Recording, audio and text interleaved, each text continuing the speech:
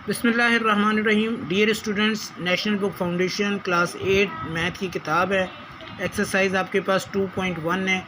पिछली वीडियोस में हमने क्वेश्चन नंबर 1 और 2 कर चुके हैं और अब हम चल रहे हैं क्वेश्चन नंबर 3 की तरफ। 3 में आपसे ये कह रहा है कि इसमें भी आपने एस्टिमेट करना है। 2 सवाल हैं, दोनों को हम देख लेते हैं कंटिन्यू दिया है, प्लस माइनस मल्टीप्लाई डिवाइड जो भी बहरहाल आपने उसके तरीके से लेना है।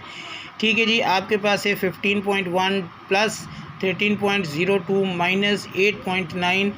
सोल्यूशन के लिए आपने लिया 50 सवाल लिखा। अब 15.1 मींस 15 रुपये 10 पैसे कह सकते हो आप, तो 15 का पूरा 15 कर लिया। 36.02 तो 36 कर लिया।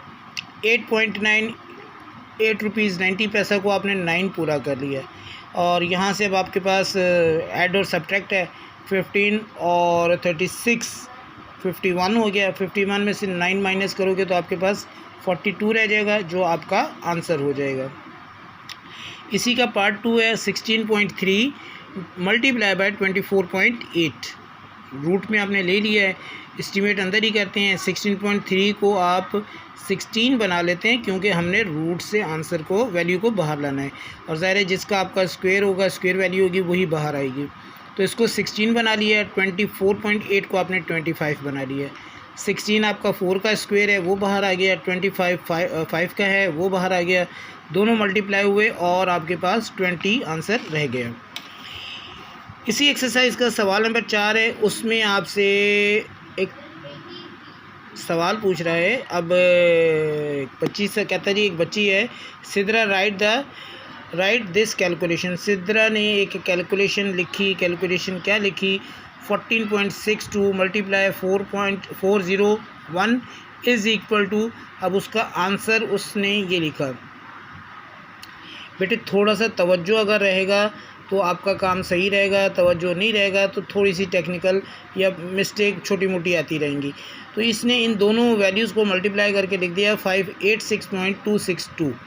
अब आपसे पूछ रहे हैं कि जी use estimation to check why Sidra was wrong, के एस्टिमेट को यूज़ करें और बताइए सिद्रा क्यों गलत है।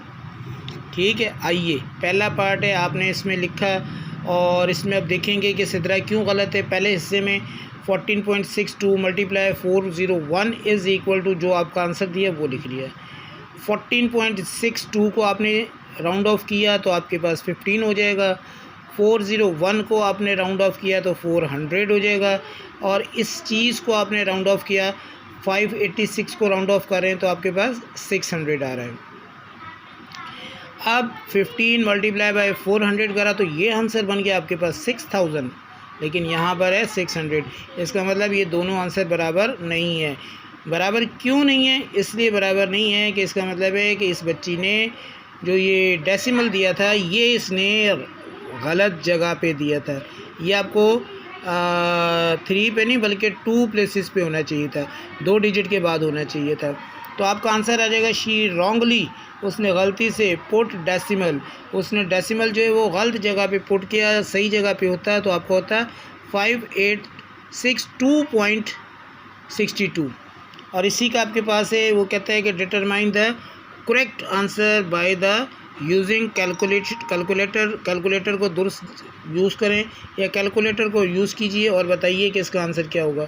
आपने कैलकुलेटर को यूज़ करा है। 14.62 is equal multiply by 401 is equal to 5862.62 और ये आपका आंसर हो जाएगा। बेटे एक्सरसाइज 2.1 इसके सवाल नंबर 1 2 3 हमने मुख्तलिफ वीडियोज़ में कर ली हैं। इन्हें देखिए, इन्हें प्रैक्टिस कीजिए।